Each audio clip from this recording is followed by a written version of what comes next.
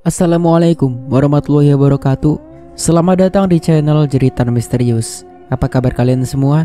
Semoga sehat selalu dan semoga diberi kelancaran dalam segala urusannya. Di kesempatan kali ini saya akan melanjutkan cerita yang sebelumnya. Bagaimana dan seperti apa kelanjutan ceritanya? Tentunya tak usah berlama-lama, langsung saja kita masuk ke ceritanya.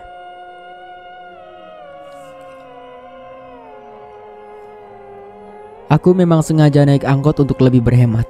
Yang sebelumnya aku dikasih tahu Teh Desi untuk naik angkot yang jurusan kesini jangan nomor kesekian, agar aku tidak salah tujuan. Aku merasa bangga dengan diri sendiri yang berani naik angkot sendirian, mengingat ini adalah pengalaman pertamaku di perantauan. Nah, kalau gini kan kamu bisa lebih berhemat, ucapnya ketika aku baru turun dari angkot. Iya Teh, bener banget, jawabku. Kami berdua pun berjalan bersama menuju PT. Duh, perutku sakit lagi, pegiku ketika berjalan. Kamu belum sarapan ya? Udah Teh, tapi ini hari pertama datang bulan. Biasanya emang sakit kalau hari pertama, ucapku. Oh iya emang, Teteh juga suka gitu.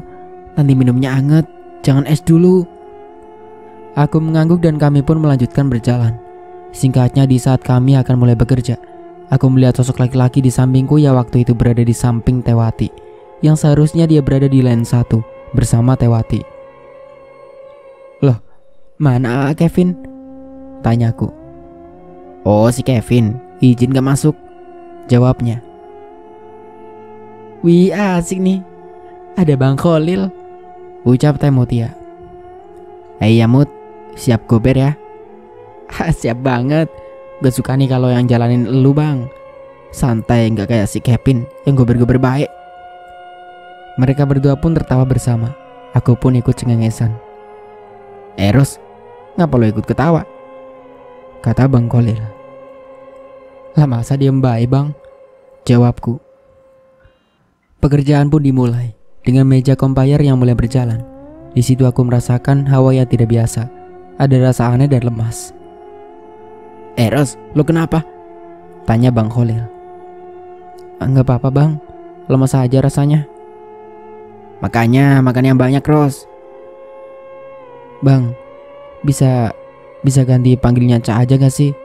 Aku gak suka kalau dipanggil Ros, terkesan galak kayak Kak Ros, ucapku protes. Enggak apa-apa, gue suka panggil lu Kak Ros. Terserah deh, ucapku kembali melanjutkan pekerjaan. Tak berselang lama, samar-samar aku mencium bau melati dari arah packing yang semakin lama semakin menusuk hidungku. Awalnya aku abaikan, yang mungkin itu parfum seseorang yang benar lagi akan hilang. Aku merasa makin lemas dan bau itu tak kunjung hilang. Sampai akhirnya aku berkata, Teh Mut, nyium bau melati gak? Tanyaku padanya. Ya bener aja lu, gue gak nyium apapun, jawab Teh Mutia sedikit kaget. Beneran Teh, baunya kenceng banget, keluhku. Bang, si Rosa nih katanya nyium bau melati, ngeri gue, ucap Teh Mutia. Yang bener lu Ros, hati-hati lu. Badanku lemes bang, ucapku. Bahaya nih Mut, lu mau istirahat dulu gak? Tanyanya. Enggak bang, masih kuat kok. Jangan kelamun lo, cepet baca ayat pendek sama istighfar. Aku pun hanya mengangguk. Selama bekerja, Bang Kholil dan Teh Mutia memanggilku untuk memastikan aku tetap baik-baik saja. Ros, masih bau melati gak? Tanya Bang Kholil. Aku hanya mengangguk. Perasaan kita gak nyium bau apapun ya Mut, ucapnya. Jadi yang mencium bau melati ini hanya aku saja. Aku teringat kata-kata dari Teh Widi, kalau wanita yang sedang datang bulan lebih rawan. Aku pun terus bersifar memastikan diriku baik-baik saja. Tak berapa lama, mataku terpejam, semua jadi gelap. Aku tidak merasakan apapun, tapi posisiku masih terduduk. Sampai akhirnya, Ros, aku mendengar teriakan Bang Kholil dan Teh Mutia, membuat aku langsung membuka mata. Aku bingung dan langsung menatap Bang Kholil. No lihat, masa lu neter?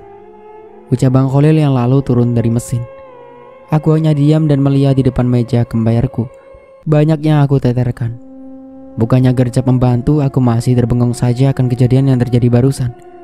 Aku berpikir apa mungkin aku tertidur atau aku akan pingsan, tapi nggak jadi. Dan aku pun menyadari bahwa melati itu telah hilang.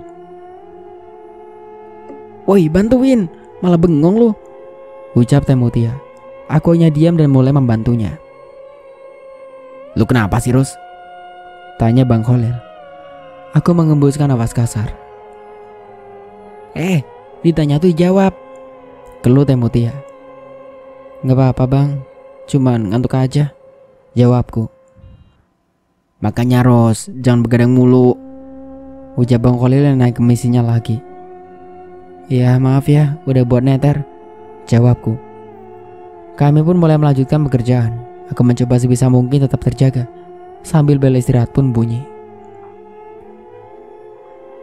Ayo Cak, makan, ucap Teh Desi. Teteh duluan aja, aku mau ganti pembalut dulu, ucapku. Oh, mau temenin gak? Gak usah Teh, aku cuma sebentar, nanti langsung nyusul Teteh. Oh iya, aku nitip satu boleh, es kopi, ucapku padanya memberikan uang. Oke deh, sama bakso gak? Tanyanya. Boleh Teh.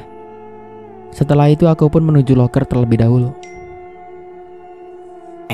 Cak, gak makan? Tanya kakak Dipka yang tiba-tiba di belakangku. Nanti kak, jawabku yang membuka kunci di loker. Mau makan bareng? Tanya kakak Dika lagi. Sebelum aku sempat menjawab, terlihat seorang wanita senior yang masuk dan menghampiri kakak Dika. Mereka berdua pun menjauh dariku dan mengobrol di kursi. Aku menghiraukan mereka saja, lalu mengambil pembalut di loker dan bergegas ke toilet. Ya ampun, sepi banget, gumamku.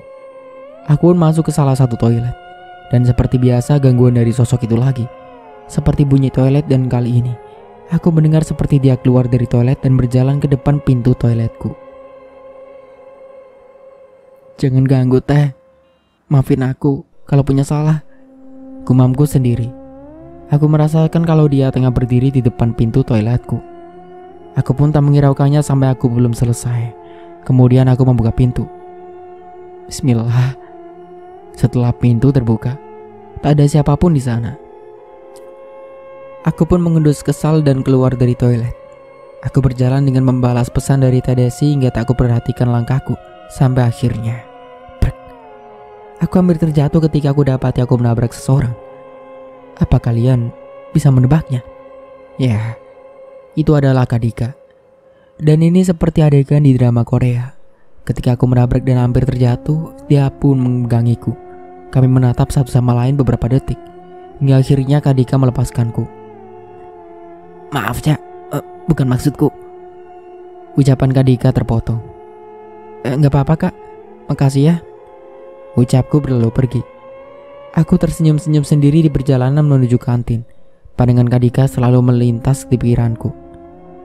Singkatnya setelah istirahat, kami pun mulai mempersiapkan diri untuk mulai bekerja kembali. Di sela pekerjaan aku melihat Kak Dika datang menghampiriku dengan tersenyum. Aku pun balik tersenyum. Kak Dika hanya menatapku tanpa berbicara, membuat aku jadi grogi melakukan pekerjaanku. Lu ngapain sih di situ Dika? Rusak mood gua aja, ucap Teh Mutia.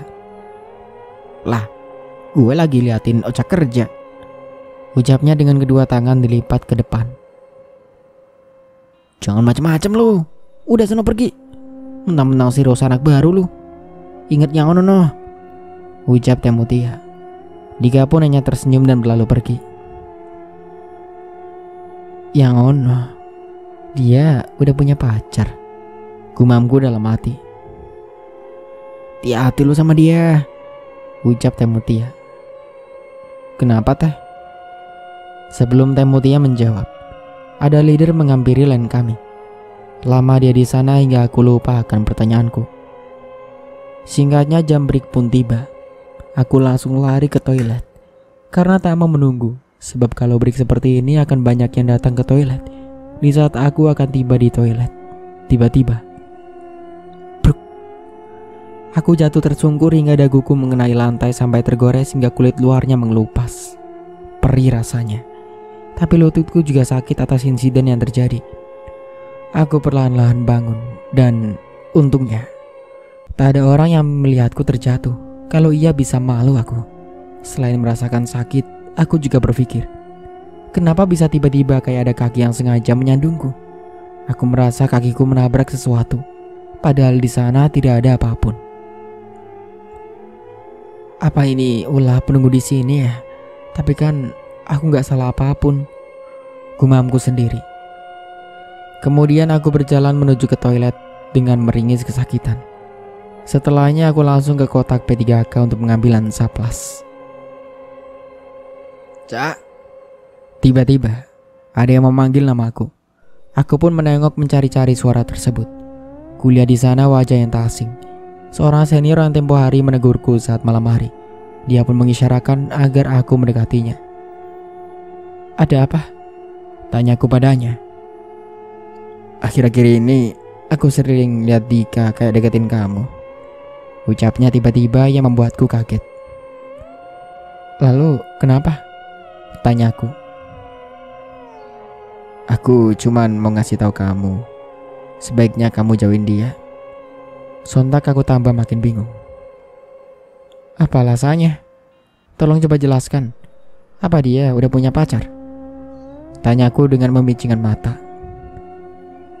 Lebih dari itu, ucapnya. Aku pun melongo.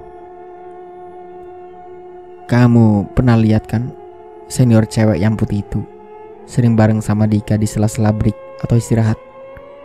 Sambungnya kembali. Oh iya, aku ingat. Dia pacarnya? Iya, dia pacarnya. Dan mereka hubungan diam-diam agar tidak ketahuan. Ya iyalah, diam-diam. Kan di PT gak boleh pacaran. Ucapku yang sedikit merasa kecewa dengan kebenaran ini. Tapi aku mencoba biasa saja. Iya, aku tahu itu. Tapi ini lebih dari apa yang kamu bayangin. Sebenarnya Dika itu udah punya istri dan anak yang usianya baru 8 bulan. Apa? Dia sudah punya istri? Lalu apa yang dia lakuin selama ini? Dan iya, dia juga punya pacar. Lalu bagaimana dengan nasib anak dan istrinya? Aku terdiam memikirkan itu semua. Makanya aku kasih tahu kamu supaya kamu jauhin dia, agar kamu tidak terseret ke hubungan gila itu. Kamu masih baru di sini. Nanti kamu pasti lebih gampang dimanfaatin si Dika, karena Dika tahu kamu masih polos. Ucapnya dengan menatapku. Makasih ya kak, aku udah dikasih tahu. Ucapku dengan menundukkan kepala. Tak kusangka wajah Dika yang baby face itu udah nikah dan dia termasuk golongan yang tidak setia dengan memanfaatkan wajahnya itu. Udah ya, mulai sekarang join dia. Gak usah respon dia. Jangan mau juga dianterin pulang. Ucapnya, aku pun mengangguk. Oh iya, maaf ya, udah negur kamu tempo hari. Kenalin, aku Akbar. Ucapnya dengan mengulurkan tangan. Aku menyambut tangannya dengan berkata, udah tahu nama aku kan? Ucapku. Iya, banyak senior yang tahu kamu gara-gara si Dika deketin kamu. Aku merasa malu akan hal itu. Tiba-tiba bel berbunyi dan Kak Akbar pergi meninggalkanku untuk menuju ke lain dia. Singkatnya, setelah aku pulang dan dikontrakan, aku menelpon orang tuaku dan menceritakan semua yang terjadi di PT, kejadian horor yang menimpaku di sana. Dengan ini akhirnya ayahku mencari tahu tentang apa yang terjadi sebenarnya. Ayah berzikir di malamnya setelah aku menelpon dengan sebelum bertanya dengan Pak Ustadz. Dan hal yang tak terfikirkan dan di luar nalar terjadi. Ketika tengah malam ayahku sedang berzikir di ruangan tempat sholat dan ibuku sudah tertidur di kamarnya dengan adekku. Pintu kamar diketuk dengan pelan. Ibuku yang sedang tertidur pun mendengar ketukan itu samar-samar dan mencoba membuka matanya perlahan. Ibuku tiba-tiba mencium bau melati yang sangat kuat. Pintu kembali diketuk dengan pelan. Ibu menatap pintu kamar itu dengan seksama. Sampai tiba-tiba ada sosok yang menembus pintu kamar dan melayang dengan sangat cepat menghampiri ibuku yang menatapnya. Sosok itu memiliki rambut yang panjang dengan gaun merah dan wajahnya saling berhadapan dengan ibu. Seakan sosok itu ingin memakan ibuku. Kata ibu wajahnya pucat dengan mata yang menatap ibu tajam. Katanya, kalau sosok berbaju merah itu biasanya disebut kuntilanak merah itu akan jahat dan mungkin baunya juga busuk. Tapi sosok ini berbau melati. Saat bertatapan dengan ibu pun, baunya benar-benar melati yang menusuk hidungnya. 2 detik kemudian ibu pun berteriak membangunkan adikku yang masih berusia 6 tahun itu. Sosok itu pun menghilang menyisakan bau melati di kamar. Tak berselang lama ayah datang ke kamar. "Dia datang ke sini, Bu," ucap ayah yang mengedarkan pandangan. "Baunya masih di sini." Lanjutnya, ibu pun menceritakan hal yang barusan terjadi dengannya. Ayah tak mendengar karena mungkin dia sedang fokus dengan zikirnya, dan jarak kamar dengan ruangan sholat tersekat 2 ruangan. "Kayaknya dia gak terima dengan kita yang tadi membicarakannya. Bahkan dia juga memberitahu tentang dirinya dengan Pak Ustadz," ucap ayah.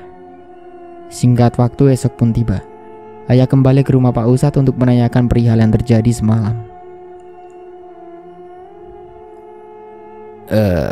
Dia memang datang semalam, tapi dia cuman ingin berkenalan juga, terutama dengan putri kalian," ucapnya dengan setelah ayah menceritakannya. "Rosa?" tanya ayah. "Ya, dia sempat mengalami pingsan dan mencium bau melati, bukan? Sebenarnya dia ingin masuk ke tubuh putrimu, tapi tidak bisa karena kau membawakan sesuatu yang selalu putrimu bawa. Sosok itu penasaran dengan putrimu. Kenapa putrimu tidak takut dan sempat mengajaknya bicara di toilet, bukan? Itu sebabnya sosok ini penasaran dengan putrimu. Lalu kejadian saat putrimu jatuh. Sebenarnya dia tidak berniat jahat. Cuman putrimu tersandung gaunnya karena sosok itu selalu mengikuti putrimu." Jelas Pak Ustadz panjang lebar. "Apa dia bahaya?" tanya ayah. "Tidak, justru dia melindungi putrimu di sana." "Melindungi?" ucap ayah dengan mengerutkan keningnya. "Ya, bisa dibilang seperti itu. Dia cuma ingin berteman saja." Penjelasan Pak Ustadz yang membuat ayahku lega. "Aku akan berkomunikasi padanya agar tidak selalu mengikutinya," sambung Pak Ustadz. "Jadi benar kan? Ini sungguh di luar nalar. Bagaimana bisa sosok di Cikarang itu sampai ke rumahku yang berada di Pekalongan?" Itulah sebagian kecil yang terjadi, dan masih banyak hal di luar nalar di dunia gaib lainnya. Balik ke cerita. "Lalu Pak Ustadz, apa benar dia sosok yang sudah melakukan bunuh diri di sana?" tanya ayah. "Ya, benar itu dia. Tapi dia hanyalah jin korin dari gadis yang bunuh diri itu. Dan saking lamanya dia tinggal di sana, dia jadi berubah dengan penampilannya sekarang. Dulu sosoknya masih pakai seragam PT dan sering menangis," jelas Pak Ustadz. Setelah cukup puas berbicara dengan Pak Ustadz, ayah pun pulang dan menceritakan ini kepada ibu. Singkatnya, setelah aku pulang bekerja, ayahku menelpon dan menceritakan hal yang ayah tahu dari Pak Ustadz kepadaku. Aku pun sekarang mengerti dan mencoba untuk jadi teman yang baik untuk sosok yang aku beri nama Melati. Ya, walaupun aku tak bisa melihatnya, namun aku sering memanggil dan berbicara sendiri di toilet. Melati tidak meresponku, namun aku tahu dia mendengarkan ceritaku. Sampai pada di suatu hari, entah kenapa padahal aku tidak melakukan salah apapun dan sudah menuruti kata kakak Akbar untuk menjauhi Dika. Tiba-tiba, saat aku sendirian di loker, pacar Kak Dika menghampiriku. Lu yang namanya Rosa ya?" Iya Kak," jawabku. "Lu jangan coba-coba deketin si Dika ya. Dika itu punya gue. Lu tuh apa sih? Apa juga yang Dika lihat dari lu?" Ucapnya memandangku dari atas sampai bawah. Kemudian dia memegang bahuku cukup erat dan mendekatkan wajahnya ke wajahku. "Awas ya, kalau sampai gue lihat lu sama Dika lagi," ucapnya dengan sedikit mendorongku dan berlalu pergi. Ya ampun, nenek lampir. Siapa juga yang mau sama pacar kamu? Lagian situ ngapain? Mau sama suami orang, gerutuku sendiri. Singkat waktu sore pun tiba dan kali ini tidak ada lembur, yang alhasil bisa pulang cepat. Hari ini aku pulang dengan Mita dan Dita. Kami berjalan keluar dari gedung PT dengan menuruni anak tangga. Sampai tiba-tiba, ada yang kesurupan, gumam Teh Desi. Hah? Siapa? Tanya kami bertiga. Itu si Siska, ucap Teh Desi berlalu pergi. Siska siapa? Tanyaku pada Mita dan Dita. Siska itu loh, senior yang putih itu, ucap Mita. Putih? Yang katanya pacar Kak Dika? Tanyaku mengerutkan kening. Hah? Mereka pacaran? Mita terkaget. Loh, kenapa sih Mit? Begitu amat kagetnya, kata Dita. Si Dika kan udah punya istri, ucap Mita yang membuat Dita makin kaget. Oh, jadi si Mita udah tahu, gumamku dalam hati. Kenapa dia pacaran kalau udah punya istri? Ucap Dita melotot. Namanya juga buaya, celotuku. Ya udah, kesana yuk, sambungku dan mengajak mereka untuk melihat. Terlihat sudah banyak kerumunan di sana, dan tentunya aku melihat Dika yang memegang tangan Siska di sana. Siska berteriak-teriak dan melihat-lihat sampai hijabnya terlepas dari kepalanya yang memperlihatkan rambutnya yang pirang. Aku janji tidak akan mengganggunya lagi. Tiba-tiba Siska berteriak dan mengucapkan itu. Jangan-jangan yang merasuk itu Melati. Kan tadi sempat si Siska kelabrak aku di loker, pikirku. Sakit, aku janji tak akan mengganggunya lagi, teriaknya kembali. Kemudian ada salah satu bapak-bapak yang juga bekerja di sana memegang kepala Siska, yang terlihat mulutnya berkemat-kamit. Siska masih saja berteriak-teriak. Ayo pergi, merinding aku, ucap Dita. Kemudian aku iakan bersama Mita.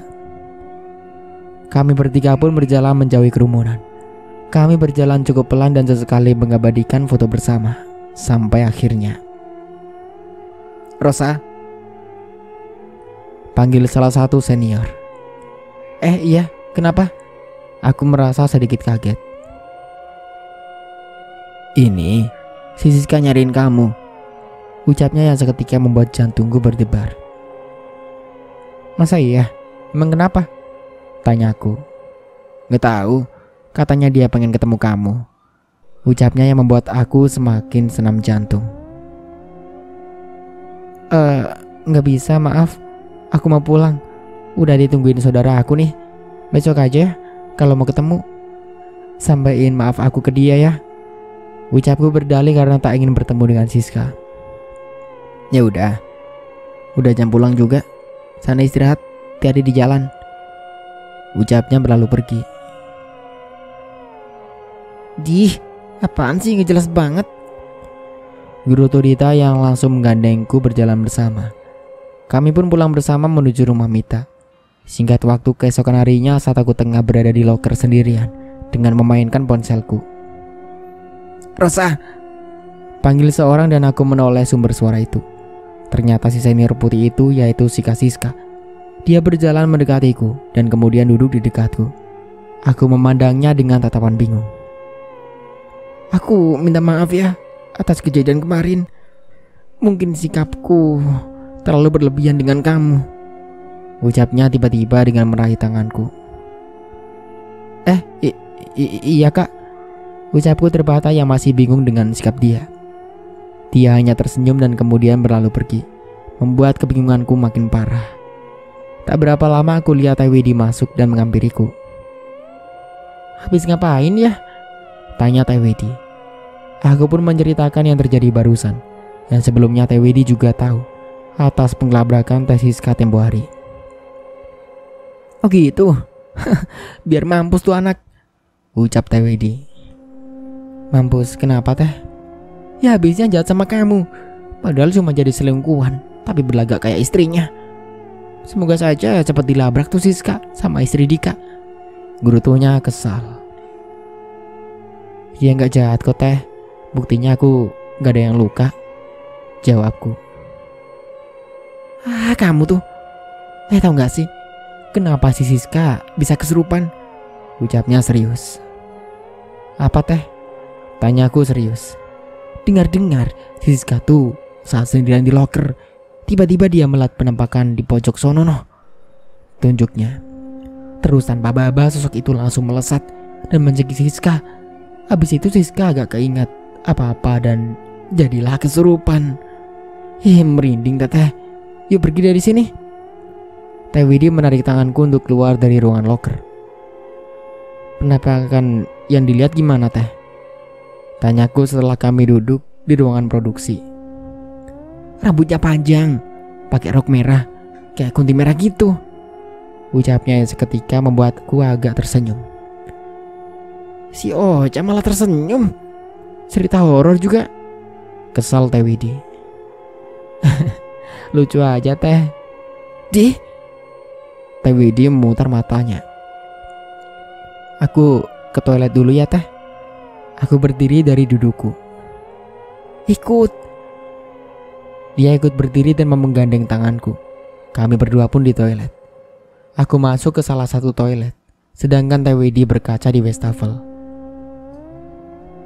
Makasih ya Melati, tapi jangan gitu juga. Kasihan tuh si Teteh Siska. Ucapku lirih dalam toilet. Cak, teriak Teh Widi. Apa teh? Sautku. Kamu ngomong sama siapa? Tanyanya. Aku gak ngomong kok, lelaku. Setelah kejadian ini, tidak ada hal janggal lainnya di PT tempatku bekerja. Semuanya berjalan normal. Sampai akhirnya aku habis kontrak dan berpamitan dengan semua yang ada di sana, termasuk dengan Melati, karena kontrakku tidak diperpanjang dengan alasan yang tidak masuk akal menurutku, yaitu karena aku tidak pernah ngasih sesuatu ke atasan. Ya, pikiranku kerja di sini bukan cari muka. Padahal aku kerja nggak pernah bikin masalah, tapi ya tetap yang kayak aku kalah sama yang pandai cari muka. Gak usah disebut juga ya siapa orangnya. Di tahun berikutnya aku juga dibohongi pihak PT itu lagi untuk kerja di sana, tapi aku udah punya pekerjaan baru. Sampai di sini ceritaku. Sebenarnya ada kejadian janggal di kontrakan yang kami tempati, dan akan aku ceritakan di judul yang berbeda. Terima kasih sudah mendengarkan ceritaku. Dan begitulah akhir dari ceritanya. Semoga dari cerita ini kita bisa ambil hikmah dan pelajarannya. Semoga terhibur. Saya Dayun pamit undur diri. Sampai jumpa kembali di judul cerita baru berikutnya. Kurang lebihnya mohon maaf. Wassalamualaikum warahmatullahi wabarakatuh.